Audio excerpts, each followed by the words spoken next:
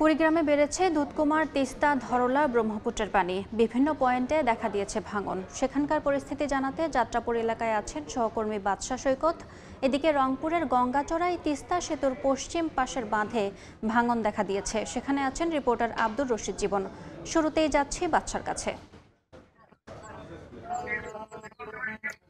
টানা বৃষ্টি, কয়েকদিনের টানা বৃষ্টি আর উজানের ঢলে কিন্তু কুড়িগ্রামের যে নদ নদী রয়েছে ব্রহ্মপুত্র, ধরলা, তিস্তা এবং দুধকুমার, সবগুলো নদ নদীর পানি কিন্তু বৃদ্ধি পেতে শুরু করেছে। এরই মধ্যে দুধকুমারের পানি নাগেশ্বরীর পাটেশ্বরী পয়েন্টে প্রায় বিপদসীমা 6 সেন্টিমিটার উপর দিয়ে প্রবাহিত হচ্ছে। এর ফলে কিন্তু এই দুধকুমার নদের অববাহিকার যে নিচু এলাকা, সেই এলাকাগুলোতে পানি প্রবেশ করছে, কিন্তু যে ঘরবাড়ি সেগুলোতে এখনও পানি প্রবেশ করেনি। এদিকে এই পানি বৃদ্ধির ফলে কুড়িগ্রামে কিন্তু তীব্র হয়ে উঠেছে নদ নদীর ভাঙন। শুধু এই ব্রহ্মপুত্র, ধরলা, তিস্তা এবং দুধকুমারের ভাঙনে কিন্তু এ পর্যন্ত আমরা যেটি খোঁজ নিয়েছি, প্রায় এই মৌসুমে প্রায় সহস্রাধিক ঘরবাড়ি বিলীন হয়েছে।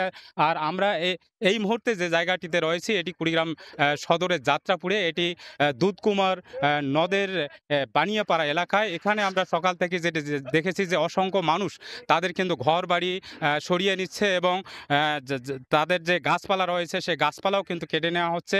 কারণ ভাঙন এমন তীব্র আকার ধারণ করেছে যে এখানে যারা নদীর কিনারে যারা বসবাস করছেন তাদের কিন্তু আমরা এসে যেটি দেখেছি, তাদের ঘরবাড়ি সরিয়ে নেওয়ারও সময়টুকু তারা পাচ্ছেন না। আর যে বিষয়টি স্থানীয়রা জানিয়েছেন যে তারা বারবার কিন্তু দীর্ঘদিন ধরে কিন্তু এই নদী ভাঙন রোধের জন্য স্থানীয় জনপ্রতিনিধি এবং পানি উন্নয়ন বোর্ডে যোগাযোগ করার পরও কিন্তু তারা কোনো প্রতিকার পাননি, এই অভিযোগ করেছেন এখানকার মানুষরা। আর এখানে তারা জানিয়েছেন যে এখানে এই নদী ভাঙন রোধের দাবিতে তারা কিন্তু মানববন্ধন করেছেন, সেটিও হয়নি। আর এখানকার যারা ঘরবাড়ি সরিয়ে নিচ্ছেন, আমরা দেখেছি যে মসজিদ রয়েছে এবং এই ভাঙনে গত 2 দিনের যে ভাঙন পানি বৃদ্ধির ফলে, এর কারণে কিন্তু এখানে প্রায় 10টি বাড়ি কিন্তু সরিয়ে নেওয়া হচ্ছে, মসজিদ সরিয়ে নেওয়া হচ্ছে, অসংখ্য গাছপালা কেটে নেওয়া হচ্ছে। এই শুধু যে দুধকুমারের এই পয়েন্টে ভাঙন এমনটি না, এই কুড়িগ্রাম জেলার প্রায় 30টি পয়েন্টে কিন্তু এই ভাঙন অব্যাহত রয়েছে এবং এই ভাঙনে কিন্তু বিলীন হচ্ছে আরও শত শত ঘরবাড়ি। এই ছিল কুড়িগ্রামের নদী ভাঙন এবং বন্যার সর্বশেষ। এবং এই মুহূর্তে আমাদের সহকর্মী রয়েছেন রংপুরের গঙ্গাচড়ায় বন্যা পরিস্থিতি এবং ভাঙন পরিস্থিতি নিয়ে। চলে যাব সরাসরি তার কাছে।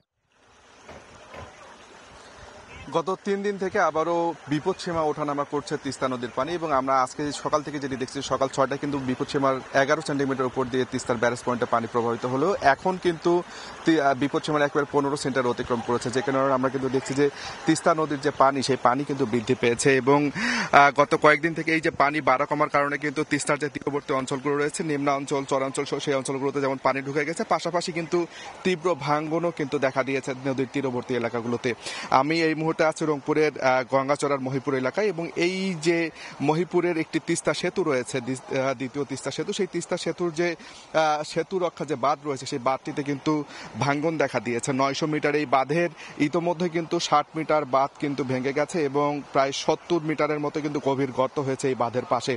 এখন আসলে নদীর পানি বেড়েছে, যে কারণে আসলে হয়তো ভাঙ্গন পুরোপুরি স্পষ্ট নয়, কিন্তু পানি যখন কমে যাবে সেই ভাঙ্গন কিন্তু স্পষ্ট হবে, এবং ভাঙ্গন স্পষ্ট হওয়ার পাশাপাশি ভাঙ্গন কিন্তু আরো বাড়বে। এই এলাকার যারা সাধারণ মানুষ রয়েছেন তারা কিন্তু বলছেন যে এই তিস্তা সেতু রক্ষার যে বাতি, এই বাতি শুধু তিস্তা সেতু রক্ষাই করছে না, তিস্তার যে সংযোগ সড়কটি রয়েছে, যে সড়কটি আসলে লালমনিরহাটকে রংপুরের সঙ্গে যোগাযোগ করে দিয়েছে, লালমনিরহাট রংপুরের মানুষ যে সড়কটি দিয়ে চলাচল করে, সেই সড়কটিও কিন্তু এই বাতির কারণে টিকে রয়েছে। এবং একই সাথে এই এলাকার যে পার্শ্ববর্তী যে গ্রামগুলো রয়েছে, শঙ্করদহ, চর ইসলি, লক্ষ্মীটারি ইউনিয়ন সহ অনেকগুলো গ্রাম রয়েছে, সেই গ্রামগুলো কিন্তু এই সেতু রক্ষা বাতির কারণে কিন্তু এখন পর্যন্ত কিন্তু অক্ষত রয়েছে।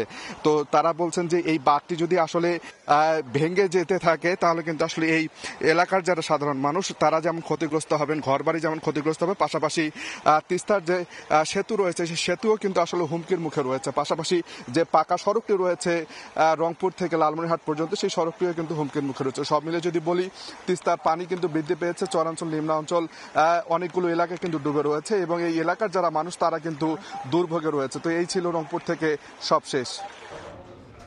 সরাসরি যুক্ত ছিলাম রংপুর এবং কুড়িগ্রাম থেকে।